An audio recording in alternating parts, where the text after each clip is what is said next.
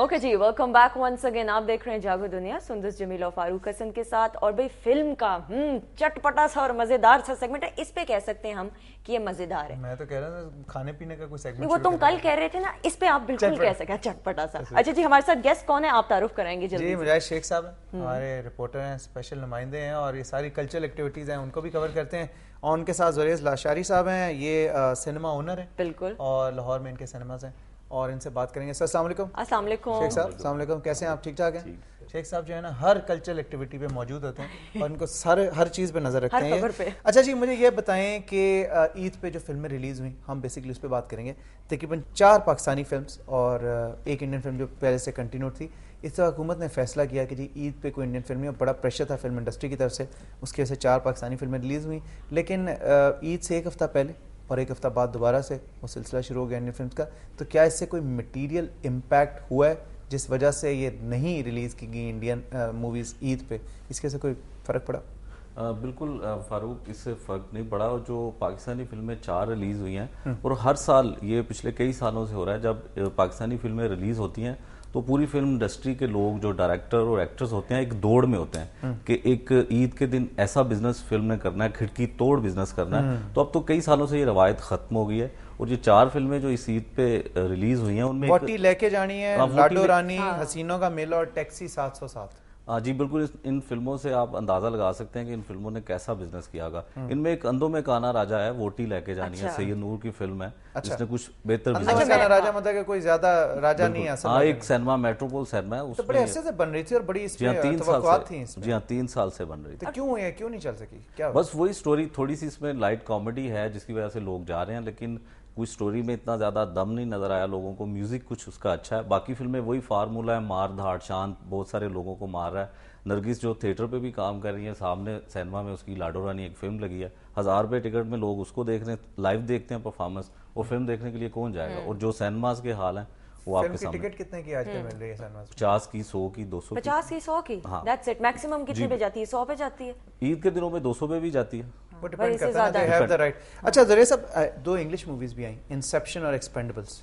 Ji, practically I think Expendables ने थोड़ा सा बेहतर बिजनेस किया है, बिकॉज जरा लोगों को समझ आई एक्शन मार है। और Inception is also done reasonably well, लेकिन उसमें थोड़ा सा लोगों को डिफिकल्टी अंडरस्टैंड करने की, उसकी ओवरऑल कॉन्सेप्ट की वाज लिटिल। एक्सपेंडेबल्स में सारे नोन लोग, बड़े सारे हीरोज आपके, सिल्वेस्टर स्टैलोन और वो स्ट्रैटम, वो क्या जेसन, वो भी है, सारे मशहूर एक्टर्स ने।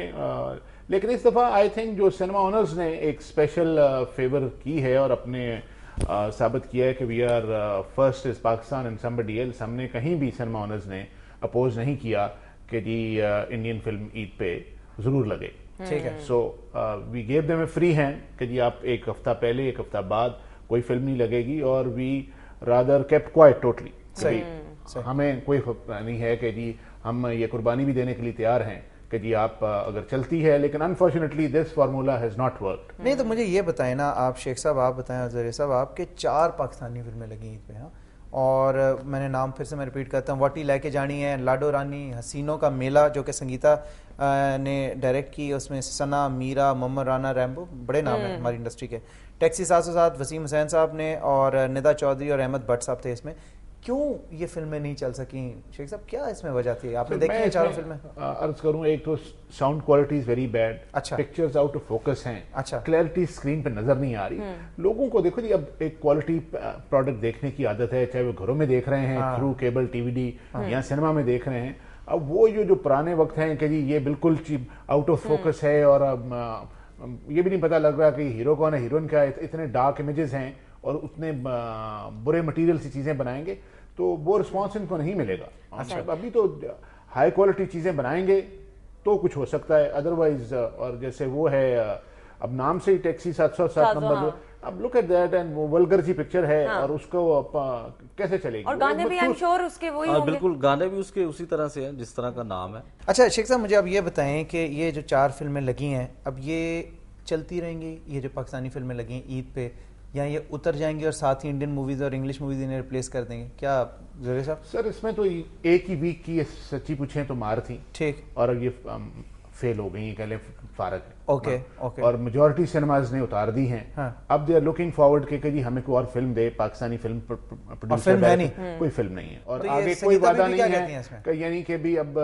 आगे 2 महीने ना आए, 4 महीने को पाकिस्तानी फिल्म ना आए, ये फारग है बेचारे। ये वो फिल्में हैं जिन्होंने ईद के 3 दिन जो छुट्टी होती है उस दिन रश लिया है। अच्छा। उसके अलावा वोटी लेके जानी है, मेट्रोपोल में लगी हुई है, उसमें कुछ लोग आ रहे होंगे, बाकी फिल्में खाली पड़ी हैं। हमारे साथ बिल्कुल सिनेमा घर है जहाँ पे हसीनों का मेला लगी हुआ है, ये टैक्सी 707 लगी हुई है, इस पे भी कोई लोग नहीं है, कोई देखने नहीं जाता। तो फिर अब क्या ये फिल्म बना बंद हो जाएंगी? ये सिनेमा बंद होंगे?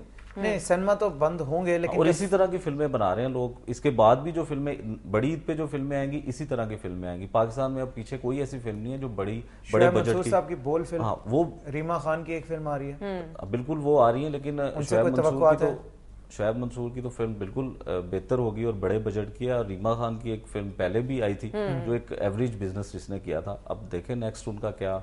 बात जब पाकिस्तान की होती है, पाकिस्तान इंडस्ट्री ने एक सुनहरा दौर भी देखा है जी। इसी इंडस्ट्री ने वहीद मुराद, इसी इंडस्ट्री ने सुधीर लाला, इसी इंडस्ट्री ने मोहम्मद अली, ज़ेबा, शबनम, शान, रीमा, इस तरह के आर्टिस्ट जो हैं वो पैदा किए हैं, गुलाम मोहिउद्दीन।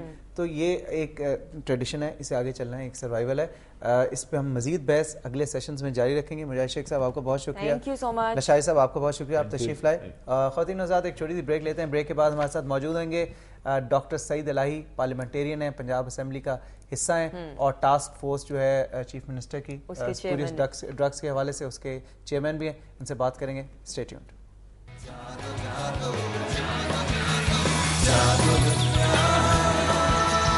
जागो